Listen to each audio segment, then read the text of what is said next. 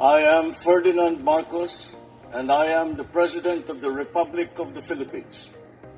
I stand today on behalf of 110 million Filipinos. Hey everyone, hello universe, it's me again. Shout out sa inyo mga kababayan. Ayan, maingay na po ang social media. Sabi po ni Congressman Abante mga kababayan, si Sara Duterte ay treat yan sa bansa. Bakit? Siyempre sa konektado niya sa Pogo, di ba? Kaya ako naman, nakikita ko, si dating Pangulong Digong, sabi nila sa kanya, Lords of Drug Lord yun, protector So I think, ganun si Sara. Di ba? Ay treat po yan Alam niyo naman po natin, itong Pogo na ito, talagang mga Chinese yan nandyan.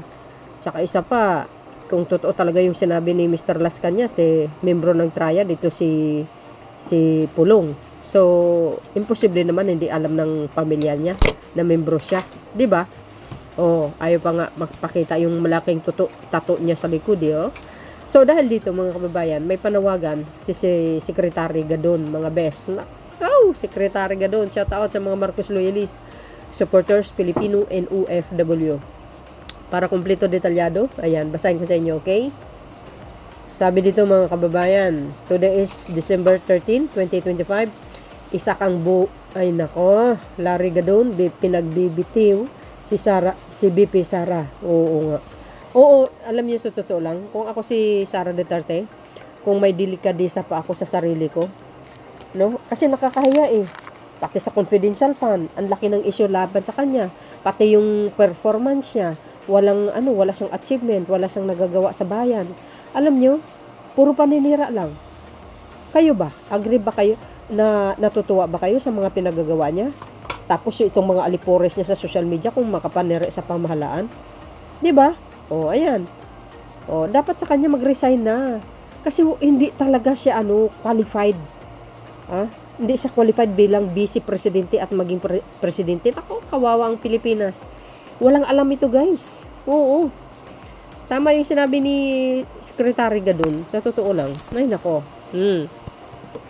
Dinikdik ng tirada ni anti-poverty Sir Larry Gadon si Vice President Sara Duterte matapos lumutang ang aligasyon ng pagpakilalang bagman umano nito na si Ramel Madriaga.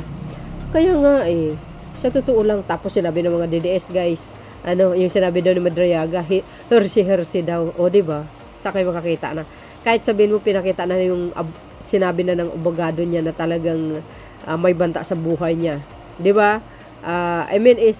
Sinabi ng abogado niya na talagang yung mga affidavit niya pumunta sila doon para ipanotaryo at saka nanumpa siya Siyempre mga kababayan, yung sinabi pa rin ni Pebbles Talakera na 2 tao ni Sara doon sa BJMP, na 2 babae, pulis pa, na gusto nila ipatumba si Madriaga. Kaya nga dapat makarating sa ating kinakaukula ibig sabihin sa mga autoridad para mabigyan sa ng diba, protection.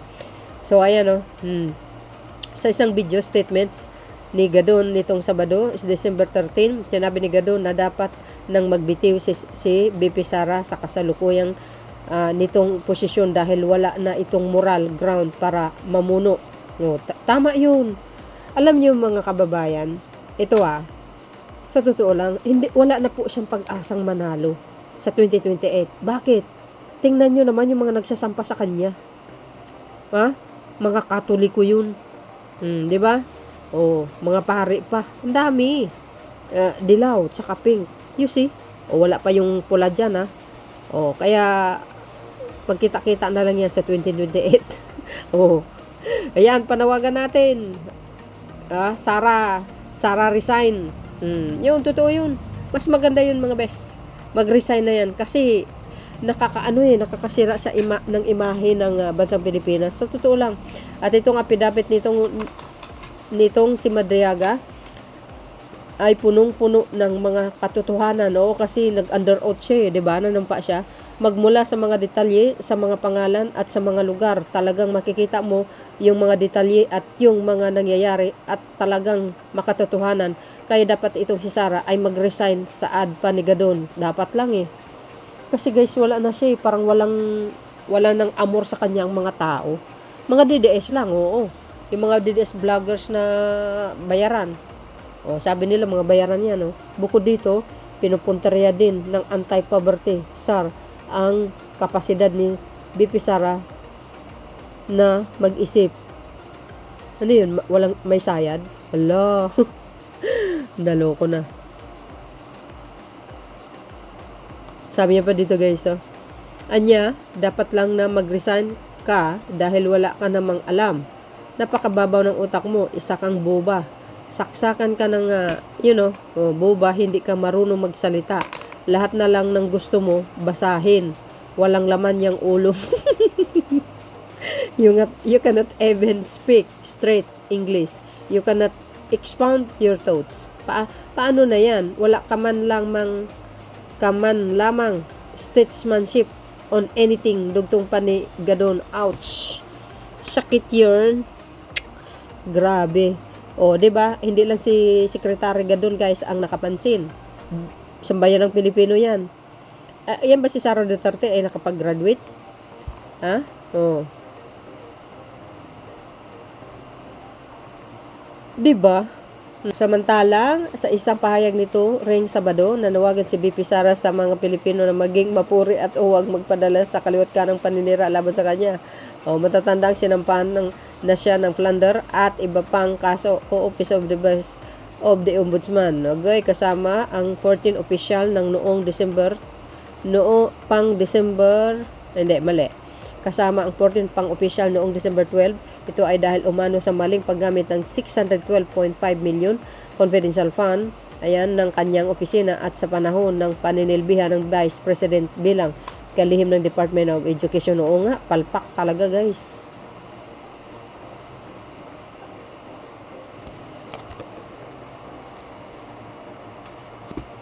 Oo, sobrang sa totoo lang. Oo, mga kababayan, sobrang palpak yung pagiging DepEd Secretary niya tong mga nakaraang taon. Wala talaga siyang alam, as in. Talagang wala, as in wala. Palpak, no achievement. Tama yun, medyo siya kulang siya talaga ng tawag dito, strategy sa sarili niya or ma-idea. Hindi malawak ang pag-iisip niya. Lang siya, focus lang siya sa isang things lang.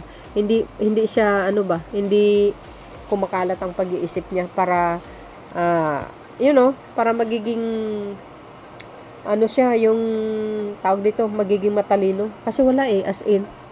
Oh, hala, BO talaga. Grabe. As in talagang walang alam. Oo, kasi nakita naman natin yan, no? Kahit yung English niya, pautal-utal, 'di ba? Hindi siya makapagsalita na straight. Kailangan may babasahin pa.